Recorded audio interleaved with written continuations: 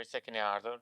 Kemi nisur një seri që kemi quajtur atë seri Shigjeta. Sot do të jemi në mësimin e 4 të kësaj serie, që është mjaft e rëndësishme për secilin prej nesh, edhe sigurisht pasi mund të themi po unë nuk kam fëmijë ose patjetër janë rritur, çdo njeri prej nesh mund të mësojë nga këto mësime. Fjala e Perëndisë është e pastër edhe ka shumë për të na mësuar. Në qoftë se jeni mjaft të rritur, atë do të jeni gjyshër më vonë, do të keni mundësi të aplikoni këto gjëra tek nipër, besa, edhe në qoftë se jeni një njeri i rilindur, atëherë këto zbatohen në jetën tonë frymërore me dishepujt tanë.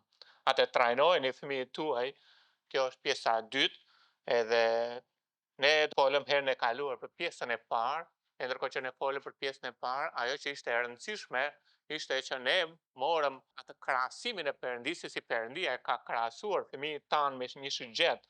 Edhe ne folëm për të trajnuar fëmijët tanë përmes krahasimit të Perëndisë. Tani mësimi i një fëmije me trajnimin e një fëmije janë dy gjëra të ndryshme. Sigurisht nuk mund të trajnosh pa mësuar, por trajnimi është ti përpiqesh bësh fëmijën tënd të ushtroj atë njohuri që ti ke dhënë. Edhe kjo është e rëndësishme në këtë, që ta vendos në praktik. Prandaj po flasim për trajnimin, ashtu si dishepullizimi përmban ungjillizimin, trajnimi e përmban edhe mësimin brenda. Po ne folëm për këtë sepse Perëndia ka krahasuar fëmijët tanë me një shigjet, edhe ne pam elementet se si ndërtohet një shigjet, edhe ne folëm për 4 elementet bazë që secili prej tyre kishte lidhje me personalitetin e fëmijës. Ne folëm për pjesën mbështetëse, që ka të bëjë me besimin, pastaj folëm për fletët stabilizuese, që ka të bëjë me rikalibrimin ose me shqyrtimin e vetvetes në mënyrë të vazhdueshme, folëm pastaj për boshtin, që është i lidhur me karakterin, me qëndrueshmërinë, por gjithashtu folëm edhe për majën, që është e lidhur me misionin, edhe me shënjestrën, ku diku shigjeta duhet të shkojë, edhe diku fëmia duhet të godasë edhe duhet të shkojë lart. Atë ne të shohim sot përmes modelit të Perëndisë. Tani nëse ne pam krahasimin e Perëndisë, se Perëndia kishte krahasuar me një shigjet, tani do të shohim përmes modelit të Perëndisë, sepse Perëndia na ka dhënë vetveten si një model në mënyrë që të ndjekim atë. Atë nëse dua një shembull, cili është shembulli, si ta bëj unë këtë punë? Edhe sigurisht Perëndia na ka dhënë edhe njerëz, edhe ne mund të shohim njerëz të perëndishëm që ecin përpara nesh, si mënyrën si dishepullizojnë, mënyrën se si ata trajnojnë fëmijët e tyre, por nga ana tjetër, vetë Perëndia në fjalën e tij na ka dhënë një model. Atë ne po flasim për modelin e Perëndisë, edhe kur flasim për modelin e Perëndisë, Efesianët kapitulli 5 na mëson mjaft qartë, edhe është thirrja e Perëndisë që thret kishën e tij, duke e thirrur që të ndjek Perëndin. Edhe thot, bëhuni pra imitues të Perëndisë, si bishëm të dashur. Atë nëse ka një model që ne si dohemi për të ndjekur në shkrime, është vetë Perëndia ynë. Është vetë Perëndia ynë, edhe Perëndia na kërkon që të mund të ndjekim atë. Edhe arsyeja pse na kërkon pikërisht në këtë për fëmijët, është sepse ai është ati. Edhe ai ka shumë fëmijë. Edhe duke qenë një atë, ai është një ati i përsosur dhe gjithashtu ai di si të merret me fëmijët. Edhe nëse ai di si të merret me fëmijët, duhet të dimë që martesa është ideja e Perëndisë, jo ideja jonë. Fëmijët, edhe mënyra se si ata rriten, janë udhëzime nga Perëndia, jo nga ne. Edhe sigurisht në këtë rrugtim prej 6000 vjetësh të historisë së njerëzit, ka ca gjëra që janë futur brenda. Por ne do t'i heqim ato gjëra me ndihmën e Perëndisë, dhe të mbajmë modelin e shëndosh të Perëndisë. Edhe është pikërisht kjo. Tek Eksodi 4, Bibla na tregon që në dhjatën e vjetër Perëndia thret Izraelin dhe e quan birin e tij. Edhe ai merret me Izraelin si një komb, ashtu si një baba merret me birin e tij, ashtu është marrë Perëndia në dhjatën e vjetër me Izraelin. Tek Eksodi 4, vargu 22 thuhet, dhe do t'i thuash faraonit, kështu thot Zoti, Izraeli është biri im, i parlindur im. Tani në dhjatën e re, çdo njeri që beson në Jezu Krishtin është biri i Perëndisë. Por në dhjatën e vjetër, asnjëri nuk bëhej dot biri i Perëndisë, derisa erdhi Jezu Krishti. Prandaj Gjoni 1:12 thotë, të gjithë ata që e pranuan, ai u dha pushtetin të bëhen bijtë të Perëndisë. Atë në dhjatën e re kemi bijtë të Perëndisë, njerëz individ, ndërsa në dhjatën e vjetër, njerëzimi si individ ishin të vdekur në fajin e mëkatit, edhe udhëzoheshin që të mund të ndiqnin ligjin, por ligji është mësuesi për tek Krishti. Edhe shpëtimi në dhjetën e vjetë është i lidhur ngushtë me veprat, është i lidhur ngushtë dhe me besim. Por në dhjetën e re ne kemi vetëm besimin në veprën e Krishtit të përfunduar në kryqin e Kalvarit. Zoti thot për Izraelin që ai është biri i tij si një kom. Edhe në qoftë se shikon pasaj mënyrën si Perëndia merret me Izraelin, atë të mësojmë shumë se si mënyrën se si ne duhet të merremi me fëmijët tanë. Edhe gjithashtu te ligji për të rinj ne shohim që Perëndia udhëzon Izraelin, edhe gjëja e parë që ai mëson nëse jam mbledh këtë, edhe shtryth, sepse Zoti Jezu Krisht vetë tha, urdhërimi i dhjatës së vjetër, më i madhi, është duaje Zotin, Perëndin tënd me gjithë zemër, me gjithë shpirt, me gjithë fortë. Atë Perëndia çfarë po bën? Ja ku pa jep tani te ligji për të rinj 6, 4 dhe 5, dëgjoj Izrael. Dëgjoj birim. Pra gjëja e parë që ne po shohim si Perëndin si model është që ai po i mëson birit atë që është më e çmuar, më e rëndësishme në jetë. Edhe gjëja më e çmuar, më e rëndësishme në jetë është Perëndia është një. Nuk ka 10, nuk ka 100. Por gjithashtu do të duash Zotin Perëndin tënd me gjithë zemrën, me gjithë shpirt, me tërë forcën tënde. Kjo është gjëja e parë që është thelbësore për ne si prindër të mund të bëjmë me fëmijët tanë. Sepse ky është modeli i Perëndis. Edhe ajo që ndodh është që kur ne u mësojmë fëmijëve pikërisht këtë gjë, ne po shtrojmë begatin për fëmijët tanë.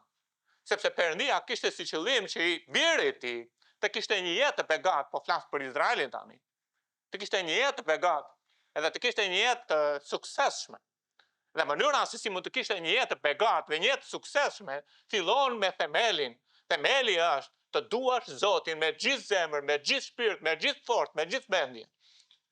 Tani tek vargjet më poshtë thuhet dhe këto fjalë që sot po urdhëroj të mbeten në zemrën tënde.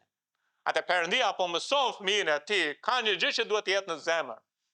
Edhe ka një gjë që duhet të pushtojë zemrën tënde. Edhe ajo që do të jetë në zemër, ajo që të pushtojë zemrën tënde është që Zoti është një dhe duhet ta duash atë me gjithë zemër, me gjithë shpirt, me gjithë fortë.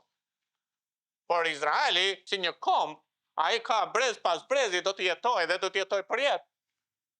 Edhe çfarë? Dhe Perëndia jep ca udhëzime në mënyrë si të mësojnë ata pasaj brez pas brezi fëmijëve të tyre.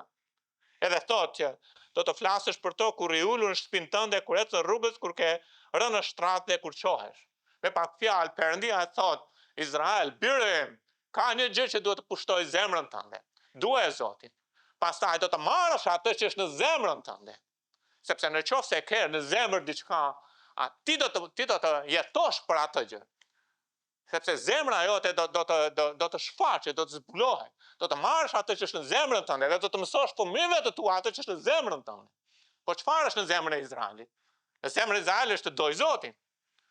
Prandaj gjëja më e mahnitshme që mund të kuptojmë këtu është përpara se të mësojmë fëmijëve të duan Zotin, duhet të vendosim në zemrën tonë si prindër të duam Zotin. Sepse është çelësi. Është çelësi që të mund të kemi një familje të suksesshme, fillon me mua si prind, pastaj ky bekim do të transmetohet tek fëmijët e mi edhe do të shkojë brez pas brezi përpara. Kjo është shumë e rëndësishme në këtë. Te fjalët e urta 3 tani, në vargun 1 dhe 2, biri, mos harro mësimet e mia, dhe zemra jote le të ruaj urdhrimet e mia, sepse do të shtohen ditë gjata, vite jete dhe paqe. Në qoftë se ke lexuar fjalët e urta, do të shërresh që shumë herë Perëndia thot biri. Edhe sigurisht, nga ana historike, janë këshillat që Solomoni i jep për fëmijën e tij, sepse janë shkruar nga Solomoni. Por çfarë mbajnë në thelb këto? Këto mbajnë në thelb mësimin e Perëndis për Izraelin, për birin e tij. Por gjithashtu edhe për ne që jemi në dhjatën e re tani bitë Perëndis për mbajnë në thelb mësimin e atit tonë qiellor për ne. Por gjithashtu edhe një baba që në familjen e krishterë burri përfaqëson vetë Perëndin. Atë përmbaj këshillat që një baba do t'i jap fëmijës së tij. Edhe të katërta këto gjejnë zbatime në këtë. Edhe thot, mos harro mësimet e mia, domethënë qëndro në fjalën e Zotit, qëndro në atë që kam thënë. Edhe te fjalët e urta 4, vargu 10, përsëri, dëgjoj biri im. Pranoj fjalët e mia dhe vitet e jetës sate do të shumohen. vyre lidhjen e begatis edhe të prosperitetit të lidhur ngushtë me fjalën e Perëndis. Edhe sigurisht po flasi për begati në Vjetën e Re dhe prosperitet frymëror. Sepse është shumë e rëndësishme në këtë, të ka mësuar në rrugën e diturisë, të ka udhëhequr në përshtypjet e ndershmërisë, kur do të ecësh hapat e tua nuk do të pengohen, kur do të vraposh nuk do të pengohesh. Roke mirë këtë mësim ose lër të shkoj kohë të ruaje, është jeta jote. Domethënë ka një libër që është jeta jote. Edhe në qoftë se ka një libër që është jeta jote, atëherë ti ke një jetë, edhe ky libër është jeta jote, dhe në qoftë se do që të kesh jetë, edhe të kesh ditë të gjata, edhe të kesh sukses, atëherë duhet që të mbash këtë libër në jetën tënde. Misionari që shkoi në Zambia, Davidi Guri Gjallë, ai nisi udhëtimin me 73 libra në supe. Po flasim 1 shekull përpara, 2 shekull kur shkoi në Afrikë, sepse ai donte shumë libra. Po duke nisur udhëtimin nëpër ato pyjet, nëpër ato zona të vështira dhe kalonte nga një zonë në zonën tjetër, u bën barë të rënd librat që kishte mbi supe. Edhe pak e nga pak i la librat edhe në fund pasaj mbati vetëm një libër. Dhe libri vetëm që kishte më shumë rëndësi për të se çdo libër tjetër ishte Bibla. Sepse Bibla është jeta jonë. Prandaj është shumë e rëndësishme që të mund të mbajmë Biblën, librin e vetëm si më të çmuarin, si atë që është jeta jonë. Ne shqetësohemi shumë për jetën. Edhe ne prekupohemi shumë kur kemi një problem me shëndetin, e shkojmë në spital, vrapojmë edhe jemi të frikësuar. Por ka një libër që është jeta jonë, edhe është Bibla. Edhe duhet jemi të lidhur ngushtë me këtë libër. Duhet jemi të lidhur ngushtë me të. Pra Zoti na zbulohet si një baba, ky është modeli. Ai mëson për të mirën e fëmijëve. U mëson që të kenë një jetë të begatë. Po jo vetëm që mëson, por Perëndia në fjalën e tij, po flasi për Perëndin, ai fillon të këshilloj, fillon gjithashtu që të qortoj, edhe fillon të disiplinoj fëmijët e tij. Edhe na jep një model faktikisht. Te Fjalët e Urta 3:11-12 thotë: "Biri im, mos përçmo ndëshkimin e Zotit dhe mos e urre qortimin e tij. Sepse Zoti qorton atë që do. Si një baba, djalin që atij pëlqen." Pra dashuria është e lidhur me qortimin. Në qoftë se e do fëmijën tënd, atë do të merresh me fëmijën tënd. Në qoftë se nuk e do fëmijën tënd, atë nuk do të merresh. Ky është opinioni i Perëndis, jo opinioni i njerëzve. Edhe vetëm opinioni i Zotit është i vërtetë, çdo gjë tjetër është gënjeshtër. Kështu që Perëndia na jepet si një baba që do na mësoj, të na qortoj, do na ndëshkoj. Shikoni, kjo që gjejmë në Dhjetën e Vjetër me Izraelin, e gjejmë përsërit në librin e Hebrejve. Edhe dini që Hebrejt u drejtohet Izraelit. Por tani tek Hebrejt jemi në Dhjetën e Re, edhe çdo njeri prej nesh është biri i Perëndis gjithashtu. Edhe mësimet zbatohen si Perëndia merret me ne nga ana frymërore, me çdo bir. Nëse jeni të rilindur, Perëndia do merret me ju në këtë mënyrë. Por gjithashtu ne shohim shembull se si mund të aplikojmë këtë gjë në martesat tona, në familjen tona, me fëmijët tanë. Te Hebrejt 12 thot 5-6, "Dhe keni harruar, pra këta kanë harruar se si punon Perëndia. Kanë harruar modelin e Perëndis. Kanë harruar Perëndin në shembullin e vet. Edhe kanë tjetërsuar mënyrën si punon Zoti. Dhe Perëndia po i rikujton tani. Edhe shumë e rëndësishme ajo flatrat, sepse na bëjnë të rikujtojmë, të rifreskohemi, të ristabilizojmë ecjen tonë, të rishqyrtojmë ecjen tonë, të rishohim mënyrën si punojmë me fëmijët tanë. Edhe thotë, "Dhe keni harruar këshillën që ju drejtohet juve por si bive. Biri im, mos përçmo qortimin e Perëndis." Ku e gjejmë këtë? Sa e lexuam te Fjalët e Urta. Dhe mos e humb zemrën kur ai të qorton, sepse Perëndia ndreq atë që do dhe fshikullon çdo bir që i pëlqen. Ky është modeli i Perëndis. Edhe vargjet më poshtë fillojnë të na shpjegojnë si punon Perëndia me fëmijën e vet. Edhe që të mund të shohim pastaj dhe të zbatojmë atë, sepse Perëndia nuk na ka dhënë vetëm krahasimin, e ti që krahasimi i tij është që fëmijët janë si një shigjet dhe nëse doni të mësoni për fëmijët, atë studioni për shigjetën. Po fëmijët, po Perëndia na ka dhënë edhe modelin e tij dhe shembullin e tij. Edhe ne pikërisht këtë do të shohim. Tani le të shikojmë, ta lexojmë të gjithë pasazhin në kontekst. Thotë, dhe keni harruar këshillin që drejtohet juve por si bive. Biri mos e përçmosh qortimin e Perëndisë dhe mos e humb zemrën kur ai të qorton, sepse Perëndia ndreq atë që do dhe fshikllon çdo bir që i pëlqen. Në qoftë se ju do të duroni qortimin, Perëndia do t'ju trajtojë si bir, sepse cili bir nuk e korrigjoni atin. Por të jeni të pandreshur, ku të gjithë u bët pjesëtar, atëherë jeni kopila. Edhe është fjalë fort kjo, kopila në kuptimin është i jashtëligjshëm. Domethënë nuk është pjesë e familjes, nuk jeni fëmijë të Perëndisë.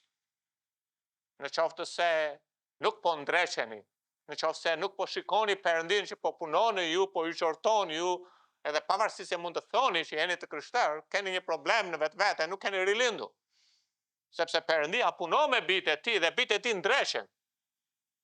Bijtë e tij kthehen.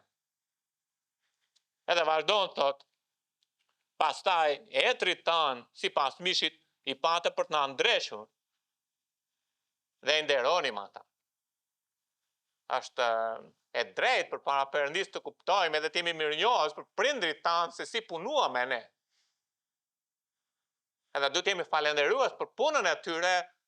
Ata e bën aq sa kuptuan ata, ashtu si ditën ata. Por ata bën më të mirën e tyre në mënyrën si ata kuptuan për t'i bërë gjërat. Kështu thot Bibla, ata e bën pjesën e tyre ashtu si e ditën dhe Bibla thot që dhe i nderonim ata, a nuk do t'i nështrohemi edhe më tepër atit të shpirtrave për t'i jetuar? Pastaj thot sepse ata na ndreqën për pak ditë, etrit tanë. Por Perëndia punon për gjithë përjetësinë, sepse ne do të jemi përjet me Zotin dhe ai ka një plan me ne, dhe plani është për gjithë përjetësinë. Nuk ka vetëm një plan vetëm për jetën mbi tokë. Edhe thot, për pak ditë ashtu si dukej më mirë, lavdi Zotit, ata bën atë që ditën. Kurse ai na ndreq aty në qellor për të mirën tonë që të bëhemi pjesëtar të shenjtërisë së tij. Çdo ndreqje për aty nuk duket se sjell gëzim, por hidhërim. Por më pas jep fryt drejtësia atyre që janë ushtruar me anë të tij. Prandaj forconi duart e kapitura dhe gjunjët e këputur, dhe bëni shtigje të drejta për të këmbët tuaja, që ajo e cila çalon të mos ndrydhet, por më tepër të shërohet. Ky është modeli plot i mënyrës si punon Perëndia. Edhe do të shohim 3 gjëra në këtë model. Së pari do të shohim që Perëndia ka një strategji me fëmijët e tij. Edhe është e rëndësishme për të kuptuar këtë, sepse Bibla na thot çdo ndreqje aty për aty, pra ka një ndreqje, pastaj është një ndreqje tjetër, pastaj një ndreqje tjetër, por të gjitha këto gjëra kanë një strategji si Perëndia punon, dhe Perëndia punon për një qëllim. Pse? Që të na ndreq. Nuk punon që të mund të derdhë zemrimin e tij mbi ne. Pra puna me fëmijët është të ndreshen edhe të bëhen njerëz që janë të shenjtë edhe njerëz që janë të perëndishëm. Kjo është puna si punon Perëndia. Strategjia e Perëndisë është e zbuluar faktikisht në shkrima, po nuk është për të qenë mizor. Lëre fëmijën, mos u merr me fëmijën, çka ke me fëmijën? Strategjia e Perëndisë është që ne duhet kuptojmë që në qoftë se Perëndia është ati i përsosur dhe merret në këtë mënyrë dhe shembulli ynë, atëherë unë si baba duhet të ndjek shembullin, pohuni ndjekës të Perëndisë. Edhe kjo është e rëndësishme në këtë, me qëllim që të ndreqim fëmijët tanë. Edhe kështu punon Perëndia me këtë. Qëllimi është ndreqja, sepse shikoni çdo ndreqje aty për aty nuk duket se sjell gëzim. Nuk është se fëmia ndihet rehat ku ne merremi me të për ta ndrequr atë. Nuk ndihet rehat. E di që psikologjia thotë do ketë probleme fëmia, ju duhet të besoni Biblës jo psikologjisë. Sepse pa ndreqjen e duhur, fëmia juaj nuk do të mund të bëhet ai lloj fëmije që të trashëgoj begatinë e Perëndisë. Nuk do të mund të bëhet. Po duhet të besoni modelin e Perëndisë, sepse thot pastaj jep fryt drejtësie. Ata do të bëhen të drejtë, do të ketë fryt ndreqja. Por nëse nuk ndresh, nuk ka fryt. Do të kesh një fëmijë të shtrembër. Do të kesh një fëmijë me probleme. Dhe me të gjitha nuk do të përmbushësh rolin që Perëndia të ka lënë si baba. Sepse Perëndia na ka dhënë një rol. Fëmijët janë shpërblim, jo trashëgimia jonë. Fëmijët janë trashëgimi e Zotit. Dhe një ditë Perëndia ato na kërkoi llogari, çfarë bëm me atë që na besoi për pak kohë, aq sa na besoi. Por ai na besoi dhe pastaj fëmijët do të vazhdojnë të dalin në jetë. Prandaj ndreshjet janë të efektshme edhe të nevojshme edhe me qëllim të sjellin fryt tek fëmia. Tani të shohim strategjinë e Perëndis. Strategjia e Perëndis me 3 elemente. Është me këshill, është me qortim, është edhe gjithashtu me shikullim. Janë këtu dhe keni harruar këshillën. Pastaj vazhdon mos përçmor qortimin dhe pastaj vazhdon Perëndia fshikullon atë që do. Këshillimi çfarë është? Është të flasësh fëmijës me fjalë. Ta nxisësh, ta këshillosh drejt një sjellje, një veprimi që të jetojë sipas fjalës së tij, sipas Biblës. Ama ti e këshillon fëmijën, e nxit fëmijën, e trajton fëmijën. Ky është shtegu, kjo është rruga. Edhe udhëzon atë me fjalën e Zotit. Këtej do të ecim. A dini që është e rëndësishme që mbi të gjitha prindi, babai, nëna duhet të kenë identitet në familje. Në qoftë se nuk kanë identitet në familje, nuk mund të përçojnë dot identitet e fëmia. Sepse Bibla thot, Josueu tha, sa për mua dhe shtëpinë time do të ndjekim Zotin. Edhe çfarë bëri? I vuri një qëllim jetës së vet. I vuri një shënjestër. Edhe qëllimi i familjes edhe qëllimi i shtëpisë është të ndjek Zotin. Edhe në qoftë se je në shtëpinë time, edhe je fëmia im, edhe je këtu në çadrën time, edhe je këtu për kaq kohë sa je derisa të rritesh që të jesh i gjatë që të dëgjohesh larg, do të kuptosh që në shtëpinë time ne do të ndjekim Zotin. Fëmia do të mësojë identitet, do të rritet me këtë. Do të jetojë me këtë, do të marrë frymë me këtë. Po buron nga identiteti ynë që të mund të përçojmë pasaj identitet fëmijëve tanë. Edhe kur ti ke identitet, ti e këshillon fëmijës në bazë të identitetit që ke. Ne jetojmë për të nderuar Zotin. Ne bëjmë gjërat në frikën e Zotit. Ne nuk e bëj këtë sepse kam frikë nga Perëndia. Edhe ti jeton në shtëpi në praninë të Zotit. Qortimi është të i flasësh fëmijës kur gabon, duke i bërë të qartë gabimin dhe kthimin prej tij në mënyrë që të jetojë drejt në frikën e Zotit, sipas fjalës së tij. Pastaj vjen fshikullimi. Por të dini që nuk është e para fshikullimi, por është këshillimi. Por këshillimi vjen me identitetin që kemi. Sepse mënyra se si ne jetojmë është ajo mënyrë si ne prodhojmë. E njëjta gjë është edhe me dishepullizim. Në qoftë se nuk ke identitet vet, nuk mund të prodhosh dot dishepull të perëndishëm. Është e pamundur. Do të prodhosh llojin që je. E njëjta gjë është në një grup shërbimi. Nuk mund të marrë zemër skuadra në qoftë se ti nuk ke qëllim në jetë. Qëllim në skuadrë, strategjinë në skuadrë, strategjinë në shërbim. Nuk mund të ecë kisha përpara në qoftë se pastori ngec në vend. Nuk e do Zotin, nuk ka qëllim, nuk jeton me qëllim. Kështu funksionojnë në gjitha gjërat, në gjitha fushat e jetës. Edhe Bibla thotë së fundi tek strategjia na jep mjetet tani. E të flasi për mjetet, Perëndia përdor mjetet e duhura në disiplinim. Është e fundit si thash, por është e nevojshme sepse është rruga e Zotit të treja. Tani, ndëshkimi ose fshikullimi ka hapat e veta. Së pari fillon me gjuhën. Gjuha vetë në vetë është fshikullim. Do të shpëtosh fshikullit të gjuhës dhe nuk do të trembesh kur të vish katrimi. Pra ka një ndëshkim para se të zgjedhim ndëshkime të tjera. Është ndëshkimi i gjuhës. E kupton që fëmia nuk i bindet qortimit, pastaj do të marrësh një shekull gjuhe. Nuk do të hash akullore sot. Për atë që bëre. Nuk do të shkosh fundjavën te gjyshja. Është një lloj disiplinimi. S'kemi vajtur te një tjetër, edhe ti fillon të trajnosh fëmijën tënd tani. Është mjaft e rëndësishme. Ose nuk do të luash me këtë lloj sot. Çfarë do gjë që mund të jetë me gjëra? Tani sigurisht ka rëndësi mosha e fëmijës në këto që po flasim, sepse nuk mund të merresh njësoj me një fëmijë 2 vjeç e me njësoj me një fëmijë 19 vjeç, por po jap parimet e shëndetshme të fjalës Perëndis, si Perëndia na jep këtë model. Edhe në qoftë se fëmia është kokë fort, edhe punë e madhe, nuk do ha kullore, punë e madhe, nuk ka problem të vetet e gjysha, punë e madhe se nuk do luaj këtë lojë, unë do vazhdoj të bë si ai që vuri 7 palë mbathje edhe se kam problem. Atëherë ajo që duhet të bësh është do të marrësh thuprën. Sepse Perëndia merr thuprën, thot. Sepse është e lidhur me fshikullimin thupra. Nuk është vetëm gjuha me fshikullimi, por është edhe thupra. Edhe thot marrëzia lidhet me zemrën e fëmijës, pra fëmia ka një problem më të thellë tani. Ti e këshillove, pastaj ti e qortove, pastaj ti i dhe thuprën e gjuhës, i dhe një masë ndëshkimore. Edhe ai vazhdon në kokëfortësi, atë ka një problem në zemër që është marrëzia në zemrën e fëmijës.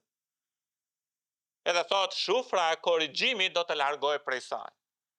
Pra Perëndia ka një premtim të madh, që premtimi është që ai do të hesh marrëzinë në zemrën e fëmijës suaj. Dhe që të hesh marrëzinë në zemrën e fëmijës suaj, Perëndia ka bërë një element që ta përdorni atë në mënyrë që marrëzia në zemrën e fëmijës të largohet. Dhe ky element është thupra. Është mjaft e rëndësishme në këtë, është e nevojshme mos ja kurseni thuprën fëmijën. Pra nëse shkonit në këtë stad, edhe ta dini do të shkoni sepse fëmia në mënyrë të natyrshme bën të keqen. Nuk ka prind që nuk do të shkojë në këtë stad. Sepse zemra e fëmijës është e lidhur me të keqen. Edhe jeni ju që do ta disiplinoni atë që të dalë kjo marrëzi. Por ndiqini shkallët e Perëndis sipas modelit të Perëndis. Tani thot kush e kursen shufrën e urren birin e vet, por ai që e do e korrigjon me kohë. Tani Zoti përdor fjalën e kundërt tani. Nëse e urreni fëmijën, atëherë kurseni shufrën. Unë e dua shumë fëmijën, po mendoj që është pak e vjetëruar modeli biblik. Jo, bota është mbrapa, Bibla është përpara. Edhe nuk thot kush ja kursen dorën. Thot thuprën. Nuk thot që kiteni në kokë fëmijën. Nuk thot kapeni këtu, edhe ngriane këto. Por thot thuprën. Merë thuprën, a bërë një vend Zoti që ka shumë tull, edhe atje do ta disiplinoni. Ka 2 ekstreme që janë të dyja jashtëzakonisht të këqija. Ekstremi i parë është një baba, një nën, mos kokçar se çfarë bën fëmia. Fëmia bie përmbys, përplasë, të turpron edhe ti vetëm rri. Që është shumë e keqe. Dhe ekstremi tjetër është që prindi zjerë dufin, i natin, edhe shkarkohen. Tension 220, jo, 2000 volt mbi fëmijën. Të dyja janë jashtëzakonisht të këqija. Perëndia na mëson ekuilibrin e shëndetshëm në jetë. Le të kujtoj që disiplinimi me thupër sipas modelit të Perëndis është pasi ka kaluar mësimin, këshillimin, qortimin, por nuk është çështje mizorie, është çështje dashurie. Nuk është çështje mizorie, është çështje dashurie. Dhe për shkak të dashurisë, unë e dua fëmijën, jam i kthjellët, jam burr. Atëherë jam në emocione, por e di që dashuria më shtrëngon që do ta disiplinoj fëmijën, sepse nëse nuk e disiplinoj, ai do të bëhet i marr. Është dashuria që të motivon. Ju ka ndodhur ndonjëherë që për shkak të dashurisë lini punën sepse babaju shtrua në spital? Është dashuria që të motivon. Në tjetër mënyrë kam fëmijën që ka një problem, unë do të merrem me fëmijën me këtë problem, por nëse unë kursej thuprën e urrej atë, atë dashuria më motivon që të marr masën e duhur. Një baba i mirë e do fëmijën e vet. Një baba i mirë e disiplinon fëmijën e vet. Prandaj është mjaft e rëndësishme të kuptojmë mjetet. Perëndia ka strategji, ka dhe mjete. Dhe një prind i mirë duhet të ndjek Perëndin në strategji dhe në mjete. Dhe mjeti i tretë është mbështetja. Mbështetja. Le të lexojmë vargjet më poshtme.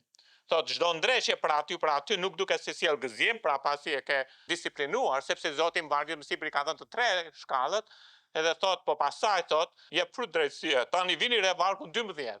Vargu 12 është në kontekst, prandaj na lidh me mësipën. Prandaj forconi duart e kapitura dhe gjunjët e këputur. Domethënë fëmijët kanë marrë atë që duhet të marrin për shkak të dashurisë. Por tani ata janë të këputur. Edhe një nga gjërat më të mrekullueshme që ka ndodhur me ne është, unë isha në banjë, e po flas për fëmijët tanë 0 deri në 5 vjeç, edhe duke marrë atë për ushtruar disiplinimin, edhe sa dilte nga dhoma, edhe Laura ishte duke përqafuar atë. Domethënë edhe kështu të jem prindrit.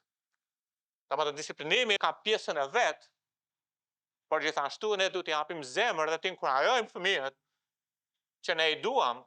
Kjo nuk do të thotë që ne inkurajojmë ata që të vazhdojnë të bëjnë të keqen.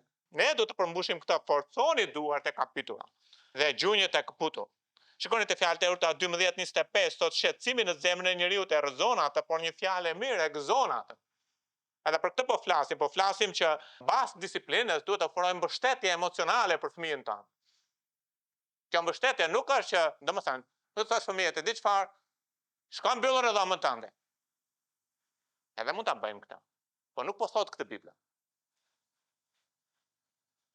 Mos më fal për 3 ditë me gojë.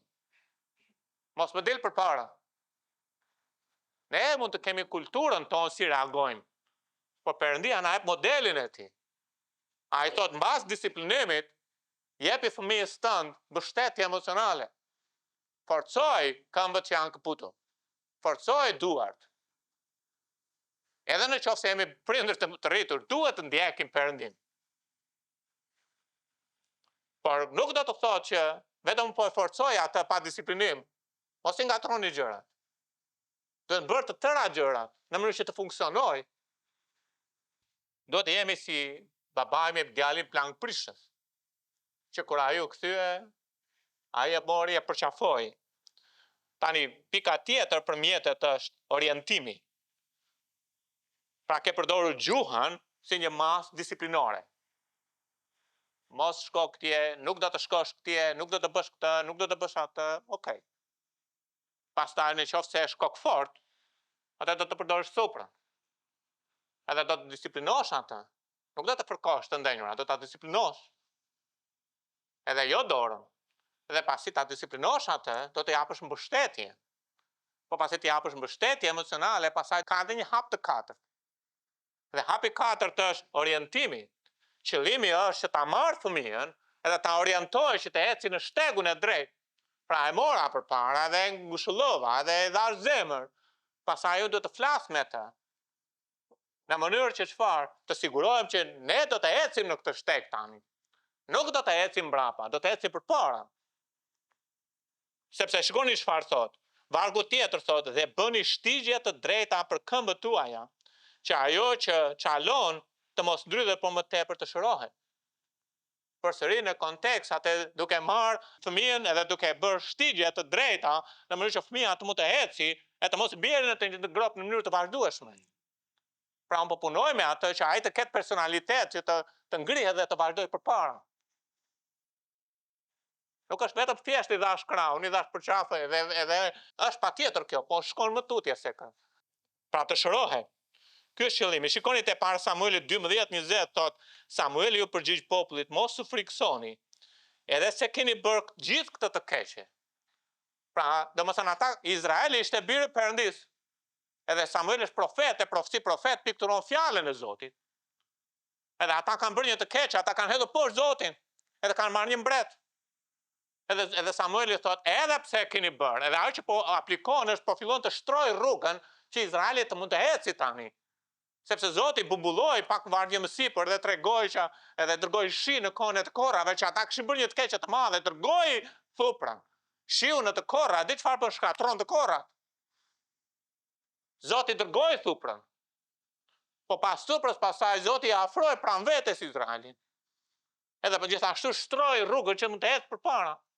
Edhe thotë që edhe pse keni bërë këtë të keqe, e të flasësh me fëmijën.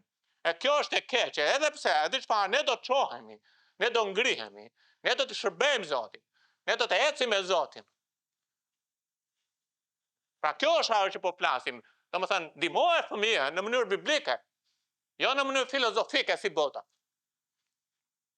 Edhe Bibla thot, mos u largoni për të ndjekur gjëra të kota, që nuk vlen as çirojnë sepse janë gjëra të kota. Të flas me fëmijën, këto nuk vlen, këto nuk bëjnë, ne do të ecim përpara. Edhe pastaj vazhdon, sepse Zoti nuk do të braktis popullin e tij. A nuk është mrekullueshme? As babai nuk do të braktis fëmijën e vet. As nëna nuk do të braktis fëmijën e vet. Sepse Zoti nuk e bën këtë gjë. Edhe Bibla thot, për hir të tij të madh, edhe ju do të derni hir mbi fëmijët. Ata kanë nevojë për hir. Po hir nuk do të thotë mos e disiplinosh. Po të japësh në kohën e dur. Edhe pastaj thot, sepse i pëlqeu Zoti ti bënde popullin e vet. A nuk është mrekullueshme si Perëndia sillet me ne? Kështu sillet Zoti me ne. Ai nuk është që na disiplinon e pastaj ne vazhdojmë, edhe Zoti thot, çohu. Ec përpara. Çohu. Ndreshja e Perëndisë është të kthehemi të ecim me Zotin. Nuk është të vazhdojmë të bijem në të njëjtën gjë, edhe pastaj del më e keqe, më e madhe. Derisa Zoti na merr në shtëpi pastaj, se kur është koha, se kam iden, por kështu punon Zoti. Unë të dua birin im, po nuk do të braktis. Është Perëndia që nuk do të lër, as nuk do të lër. Po ngriu dhe ec me Perëndin. Si mund të them fëmijës ngriu ec me Perëndin? Sepse unë kam dhënë fëmijës tim që në fillim ka një identitet kjo shtëpi. Sa për mua dhe shtëpinë time do të shërbejmë Zotit. Nëse je këtu, sa je në këtë çadër, ne do të shërbejmë Zotit. Nuk ka rëndësi si emocionohesh ti, si ndihesh ti, ne do të shërbejmë Zotit. Ku jam unë është fëmia im. Unë do të shërbej Perëndis, fëmia im do të jetë me mua. Pastaj kur të ikë, ai ka lirinë e tij të zgjedhë, por ka parë një prind me identitet. Ka parë një prind me qëllim.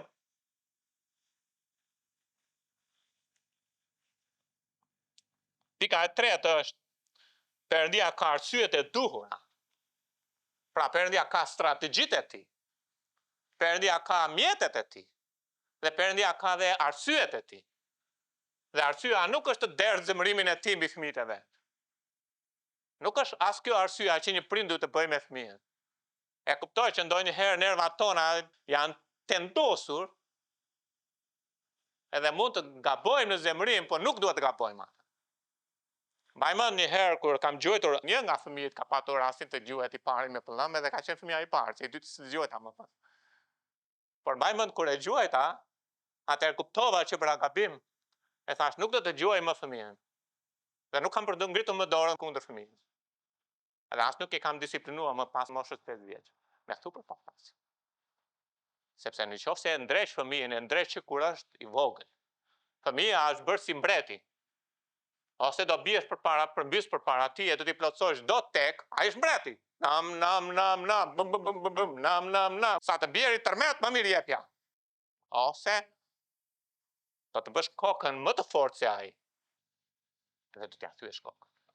Po nuk do të thyesh kokën sepse të tregosh se ti e prindi. Por sepse ti e do fëmijën aq shumë sa e ndreq fëmijën përmes strategjisë dhe mjetet që Perëndia bën me fëmijët e tij. Edhe ti ndjek Zotin, jo modelet e botës. Ndjek Zotin. E di që nuk është trendi kjo gjë sot. Por e dini çfarë? Njerëzimi është larguar nga Bibla dhe prandaj kemi fëmijë të pabindur gjithandej sot. Trendi është, s'ka Bibël, s'ka fëmijë të bindur. Por në qoftë se njerëzimi do të kthehet te Perëndia, te fjala e tij, do të ketë begati, bollëk, do të ketë respekt, do të ketë harmoni. Që ka humbur për shkak sepse është larguar nga Bibla. Edhe arsyet janë për të mirën tonë, që të ndreqemi dhe për shëjtërim që të jemi si Zoti. Te Hebrejnë 12:10 thotë sepse ata na ndreqë për pak ditë, kështu si të duke mirë, kurse ai na ndreq për të mirën tonë që të bëhemi pjesëtar të shenjtërisë së tij. Pra, pse do të kapni thupra? Do të kapni thuprën sepse ju ngritën nervat? Do të kapni thuprën sepse e di çfarë, duhet të shkarkoheni diku? Sepse bëri një gabim? Jo, duhet të kapni thuprën me kthjellësi, edhe në qoftë se jeni të nxehur, prisni 5 minuta sa të ikin nxehja. po do të kapni thupër me kthjelltësi, edhe do të disiplinoni fëmijën që të jetë një fëmijë i shenjtë, do të disiplinoni fëmijën që të bëhet një fëmijë i mirë, për të mirën e tij. Mos e bëni për të nxjerrë natin. Por thupra është e rëndësishme, sepse largon zemrimin. Tani, kapni luftën e madhe që fryn gjithandej për të shkatruar familjet tona. Po, familjet e botës janë shkatruar, po edhe familjet tona. Familjet e të krishterëve. Dhe mënyra si po fryn kjo luftë e madhe është duke mos besuar çfarë thot Bibla. Ne sulmohemi dhe do të sulmohemi vazhdimisht të mos i besojmë modelit Perëndis. A dhe di në mendjet tuaja djali sjell shigjeta dhe ju hidhron, duke thënë prit, po qa mendon ti Zani, nuk ka rëndësi qa mendon Zani. Zani është asgjë. Pyetja, qa mendon Zoti? Ju do të t'i besoni modelit të Perëndis. Te Psalmi 119:8-6 tërë urdhrimet e tua meritojnë besim. Një i pashpëtuar du të besoj që Jezusi të shpëton që të shpëtohet. Apo jo? Edhe një prind i mirë du të besoj që modeli Perëndis funksionon, jo modeli botës. Por tërë urdhrimet meritojnë besnim, thot fjala e Zotit. Ne du të besojmë fjalës së Perëndis, jo filozofisë, jo urtësisë kësaj bote. Kolosianë 2:8 është një nga paralajmërimet më të rëndësishme që Perëndia jep. Edhe sidomos në ditët e sotme është evidente kjo gjë.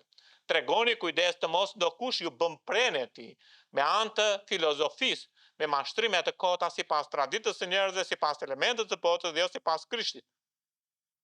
Është një paralajmërim serioz. Prindrit duhet të mësojnë fëmijët e tyre në dritën e shkrimeve, për ndryshe djalli do ta bëjë me anë të botës. Në qoftë se ju nuk mësoni fëmijët, djalli duke u mësuar fëmijët tuaj. Por në qoftë se ju mësoni të trajnoni fëmijët tuaj, ata do të rezistojnë mësimit të djallit. Sepse ata janë pajisur me fjalën e Perëndis. E mbani mend si fitoi Jezusi mbi tundimin, si fitoi Jezusi mbi shigjetat që djalli vuri, duke thënë është shkruar. Prandaj themi vazhdimisht mësojeni fëmijëve Biblën. Mësoni vargje përmendësh. Fjala e Perëndis do t'i mbajë ata ndërkohë që ata mbajnë fjalën e Zotit. Është jetike. Por në qoftë se ne nuk mësojmë fëmijët tanë me shkrimet, djalli do ta bëjë punën e tij. Edhe ne duhet jemi të zgjuar. Si mëson bota? Të gjithë të tjerët e bëjnë. Pse më kundërvjesh mua? Unë jam i vetmi, të gjithë e bën. Hajde merru me ata, njëherë pastaj merru me mua. Pak bëra, nuk bëra shumë. Po pak nuk të dhapa, po ja. Mua nuk më dënon ndërgjegja. Prandaj e bëra. Po të më dënonte të ta bëja. Ose nuk do ta bëja. Ose unë e di kur duhet heq dorë. Mos më fol mua, mos u shqetëso për mua. E di. Unë jam aty me styre, me sa të mëkati, me sa të gjëra, mos u shqetëso. Unë e di kur duhet heq dorë. Ose gjithçka varet nga mënyra si e shikon. Pa ti e shikon ashtu, e shikoj kështu edhe futet filozofia aty brenda. Edhe dy prindër bisedojnë, po ti e shikon kështu, çështjen unë e shikoj kështu, edhe secili rrit fëmijën duke e lënë në duart e botës. Këto janë alibit për çdo mëkat që është kryer ndonjëherë në këtë tokë. Kështu kanë filluar. Kjo është filozofia e botës dhe kjo është tradita e njerëzimit. Çdo mëkat që është kryer vjen një nga këto ose nga të gjitha këto baza. Janë themeli i sistemit kësaj bote. Në çdo epokë, sigurisht edhe në ditët e sotme. Opinioni i botës sipas ekspertëve kanë konstatuar se fëmijët që disiplinohen me ndëshkim janë më të prirur të mos u binden prindërve, si dhe të kenë probleme për vetvlerësimi me sjellje antisociale, agresivitet dhe me shëndetin mendor. E besoni këtë prallë? Kjo është prallë.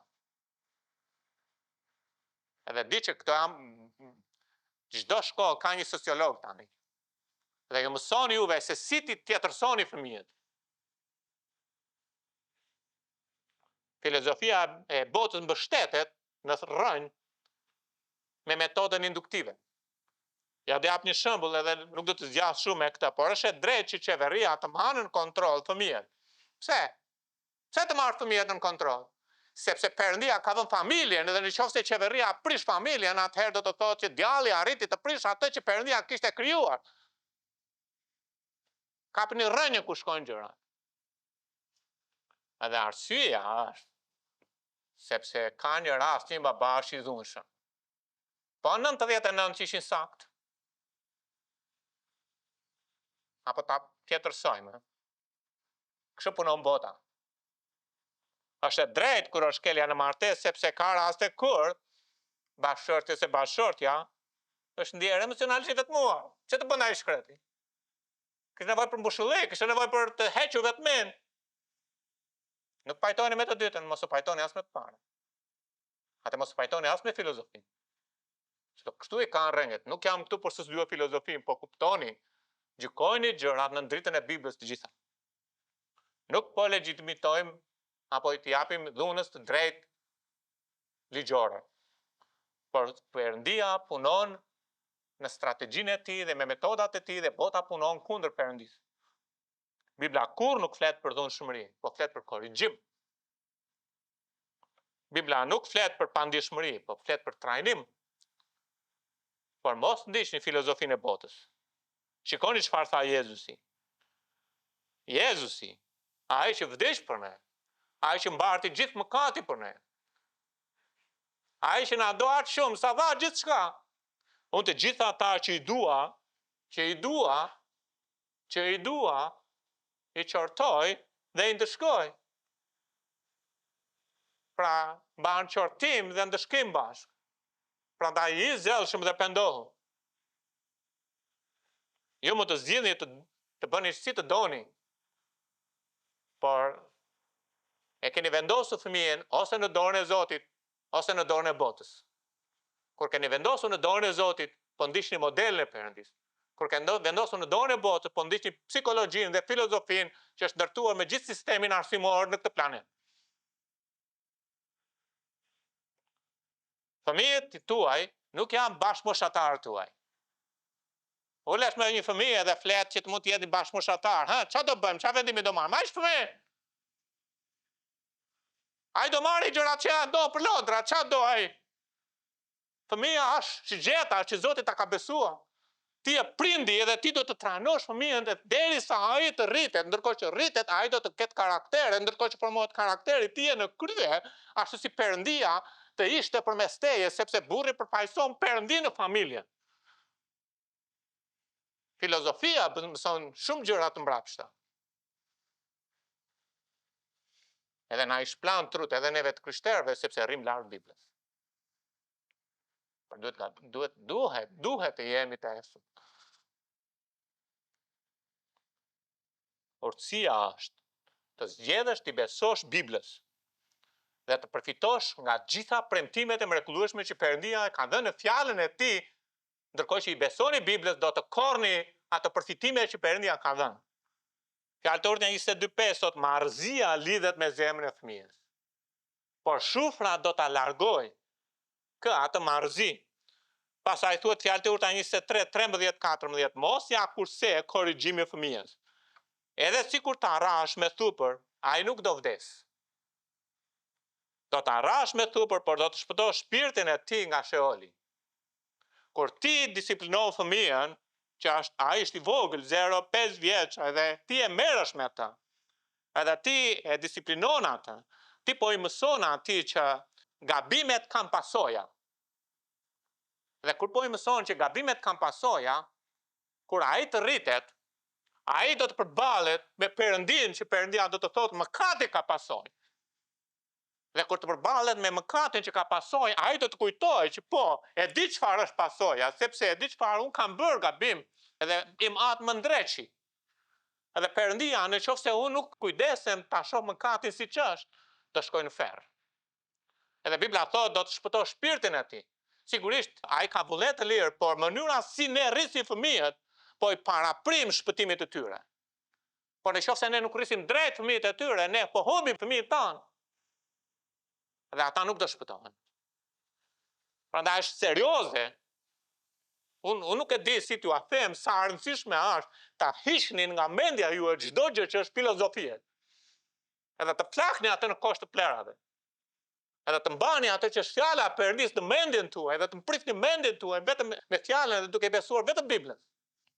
Fjalët e urta 6:1 deri 3. Fëmijë, binduni prindërve tuaj në Zotin sepse kjo është e drejtë. Nëse merr një fëmijë, edhe shikon me kujdes, ai lind edhe rritet edhe do të vësh re që në mënyrë të natyrshme ai nuk do bëj të drejtën, sepse fëmia ka probleme me mëkatin. Edhe nëse e lë pa këshilluar, pa korrigjuar, pa marr, ai do bëj gjëra të çmendura. Do përplas, do mbyll, nuk ka vetëm kaos. Në dhomën e tij, në shtëpinë tuaj ka vetëm kaos nëse ju nuk merrni me fëmijën. Domethënë fëmia vet nuk do të bindet fjalës së Zotit. Por nëse fëmia nuk do të bindet fjalës së Zotit, kujt i bie barra të bind fëmijën që fëmia të bindet prindërve? Atë prindi duhet të sigurohet që fjala e Perëndis të respektohet në shtëpi. Domethënë fëmia im do më bindet mua sepse Bibla thotë fëmijë binduni prindërve.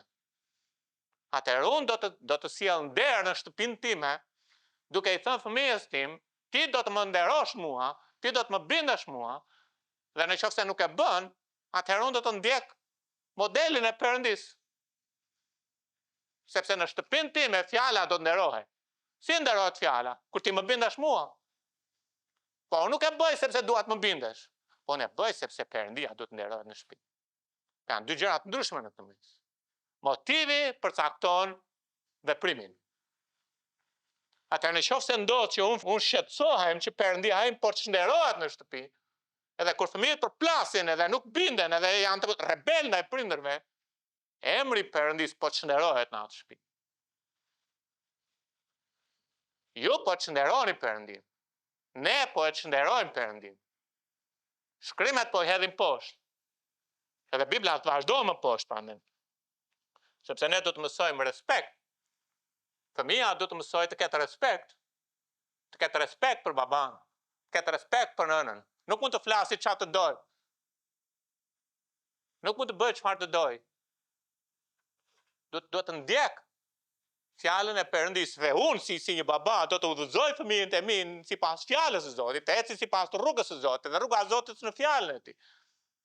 Nuk është çështje diktatori. Tani shikoni sa i mirë është Zoti. Ndero baban dhe nënën tënde, vargu ka lidhje edhe më poshtë, thotë ndero baban dhe nënën tënde, ky është urdhërimi i parë me premtim që ti jesh mirë dhe të jetosh gjatë mbi dhe. Tani, në qoftë se unë si baba nderoj Zotin, duke bërë që në shtëpinë time fjala të nderohet, edhe unë kujdesim që fëmia të më bindet mua dhe më nderoj, fëmia të bindet gruas time dhe ta nderoj, unë po nderoj Perëndin. Dhe në qoftë se unë bëj këtë, vargu më poshtë ka një premtim të madh, dhe është premtim në dhjetën e re dhe zbatohet faktikisht. Nuk është prosperitet frymëror, është fizik. Në qoftë se doni që fëmia të ketë shëndet të mirë, nuk ka lidhje çfarë ushqimi jepni. Edhe ju a them, nuk po them që në qoftë se ushqeni keq, por ushqeni si të doni, fëmia do vdes herët në qoftë se. Edhe ju i shkurtoni jetën në qoftë se. Nuk aplikoni fjalën e Perëndis në jetën tuaj. Prandaj më shumë se sa të shqetësoheni për shëndetin e fëmijëve fizik, shqetësoheni që Perëndia të nderohet në shtëpinë tuaj dhe fjala të nderohet në shtëpinë tuaj. Fjala e Zotit. Sepse Bibla thotë, janë disa gjëra në shkrimë, nuk kam kohë të hap, që shkurtojnë jetën dhe zgjasin jetën. Nuk ka rëndësi sa hani, nuk ka rëndësi çfarë hani, nuk ka rëndësi sa kujdeseni. Mos më keq kuptoni, duhet të hani shëndetshëm, duhet të kujdeseni shëndetshëm. Por pavarësisht se sa shëndetshëm hani, në qoftë se fjala e Zotit nuk aplikohet në jetën tuaj, Bibla do të qëndroj, sepse qielli dhe toka kalojnë, po jo Bibla. Atëherë ta kthejmë, Perëndia është kaq i mirë me ne. Pse të punojmë kundër Zotit? Edhe ne shqetësohemi që fjala e Zotit të nderohet në shtëpinë tonë, dhe Perëndia bën diçka që dy gjëra ka në zemrën e çdo prindi. Cilat janë në zemrën e çdo prindi? Fëmia të jetë mirë dhe fëmia të jetojë gjatë. A ka këta apo jo? Dy gjëra. Fëmia të jetë mirë dhe fëmija të jetoj gjatë. Po që fëmija të jetë mirë dhe fëmija të jetoj gjatë, në mënyrë që Zoti ta bëj atë në shtëpinë time, unë duhet të kujdesim që fëmija im të më bindet mua, fëmija im të bindet gruas time. Ju do ta bëni këtë në shtëpinë tuaj. Dhe që kjo të ndodh, ju duhet të ndiqni modelin e Perëndis. Duke këshilluar, pastaj duke qortuar, pastaj duke disiplinuar me fjalë, me thupër, duke ngushëlluar ose inkurajuar, edhe duke i dhënë drejtim fëmijës që të ngrihet edhe të ecë me Zotin, e të mos vazhdojmë më në ato gjëra të këqija. Pra në qoftë se ju do të nderoni Perëndin që fjala të zbatohet në familjen tuaj, domethënë që do të mësoni fëmijëve tuaj që t'ju binden në Zotin, Perëndia do ju nderoj duke ju dhënë fëmijë të shëndetshëm dhe me jetë të gjatë. Dhe ai e mban fjalën.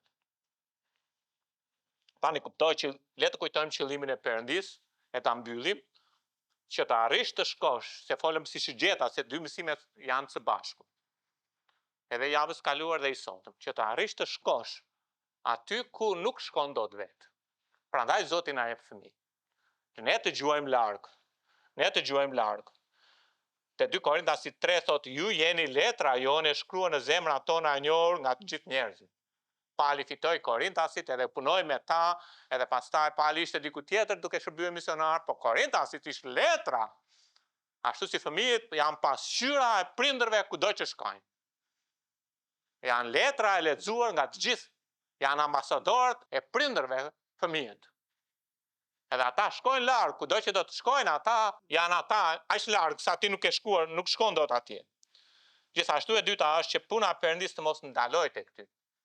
Edhe kjo është e rëndësishme, sepse në qëllimi final i Perëndis është vazhdimësia. Familja të mos prishet. Edhe pasaj të vazhdojmë, ne kemi vajza, djem, ne t'i rrisim në perëndishmëri, ata do të lidhen e do të mësojnë fëmijë të perëndishëm. Edhe pastaj të vazhdojnë, do të kenë familje të perëndishme, edhe do të mësojnë, edhe kështu do të vazhdojnë. Në mënyrë që brezat, brez pas brezi, të ndjekin rrugën e Zotit, të ndjekin perëndishmërinë, të ndjekin ecjen me Perëndin. Te Gjyqtar 2:10 thuhet, kur tëra i brez u bashkua me etrit e tij, mbas tij doli një brez që nuk e njihte Zotin. Ata dështuan në punën me fëmijët. Edhe libri i Gjyqtarëve kalon lart poshtë edhe përfundon në apati, përfundon në kaos. Prandaj pyetja është, a do vdes puna e Zotit me ty, apo po investon me fëmijë me qëllim të perëndishëm, si një baba i perëndishëm, që ai do të jetë larg, edhe kur unë të mos jem, ai do të vazhdoj punën që Zoti kishte bërë në mua, sepse e lash trashëgimi. Apo do vdes puna e Zotit me ty. Edhe kur të jemi në vend gjykimin e Krishtit, ne do shohim të shpenguar, e do shohim çfarë bëra. Çfarë bëra? Ose do themi, faleminderit Zot, që ti më dhe fjalën, edhe unë isha aty, edhe isha në atë kish, edhe e dëgjova, edhe vajta në shtëpi, edhe shkruajta, edhe nuk desha të bjerë në një fjalë për tokë, edhe bëra fëmijën tim një burr për ty, e bëra fëmijën tim një vajzë për ty. Këta nuk janë pralla, në qoftë se nuk besoni Biblën, mos hajdini të dielin që vjen. Kjo është e vërtet, jeta juaj është e vërtet, Bibla është e vërtet, Zoti është i vërtet. Po dhe lufta frymërore është e vërtet. Ka një luftë që kërkon të shkatërrojë fëmijët tuaj. Ka një luftë që përpiqet të arrëmbejë fëmijët tuaj. Po do të jeni të zgjuar. Është e vështirë. Po unë mund të bëj gjithçka me anë të Krishtit që më forcon. Unë mund të bëj gjithçka. Le të ulim kokën tonë.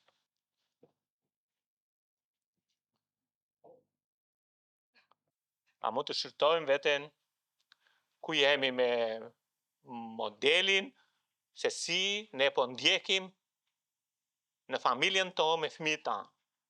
Apo ndjekim filozofi, apo rrim kaq shumë me psikologji, filozofi, me rrjetet sociale për të mësuar për fëmijët, apo po rrim me